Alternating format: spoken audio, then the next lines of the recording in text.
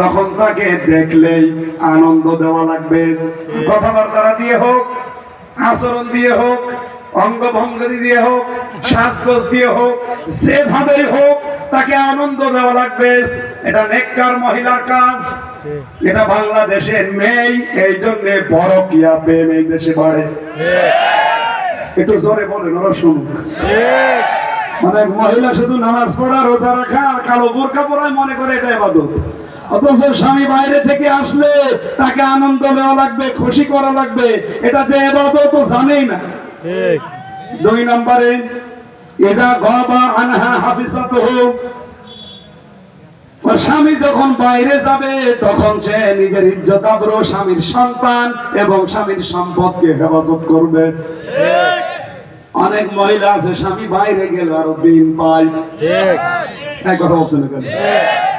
3 নম্বরে পেয়েছি ওয়াতুইনু আলা দিন যাওজাতিহা, দিনের কাজে স্বামীকে সাহায্য করবে। 4 নম্বরে পেয়েছি স্বামী যেটা পছন্দ করে ওটা যদি জায়েজ হয়, স্ত্রী নেককার হতে হলে ওইটা পছন্দ করা লাগবে। এটা 100টার 98টা পরিবারে নেই। আমি নিজে স্বামী, এখানে যত স্বামী আছে প্রত্যেক স্বামীর আমার মনে হয় তাদের দায়িত্ব নিয়ে আমি বলতে পারি, বাংলাদেশের প্রত্যেকটা স্বামী আমরা চাই বিয়ের পরে আমাদের মা বাবা আমাদের সাথে থাকবে। আমরা খেয়ে থাকি না খেয়ে থাকি, মা বাবা আমাদের সাথে থাকবে, এটা চাই না। 100টার 98টা মহিলা এটা চাই না। বলে আলাদা করে দাও অথবা বৃদ্ধাশ্রমে রেখে আসুন।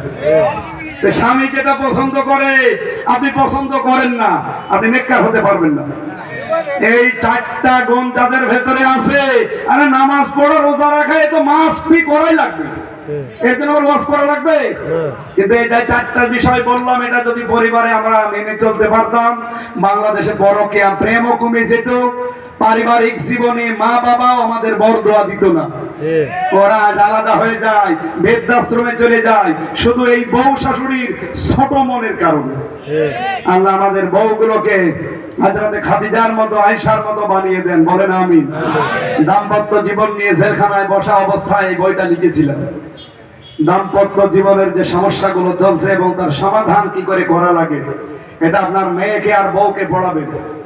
নারীদের জন্য শুধুমাত্র এটা, জয় কোথায় আছে জানি না, যদি স্টেজে থাকে নিয়েছে। আর এটা যদি পান পুরুষের জন্য শুধু শুধু স্বামীরা পড়বেন। আর এটা মেয়েদের আদর্শ নারী হিসাবে গড়ে তোলার জন্য গাড়িতে আছে নিয়েছেন। আমি কণ্ঠের দিকে তাকিয়ে আর চালাতে পারছি না। আমাদের মামুন ভাই এসেছে, উনি আপনাদেরকে একটু দোয়া চাবে, সালাম দেবে, এরপর একটু মোনাজাত করে সভাপতি আছে, আমরা বিদায় নেব। ওটা ওনার কাছে দেন। হ্যাঁ, এটা দেন, এটা দেন।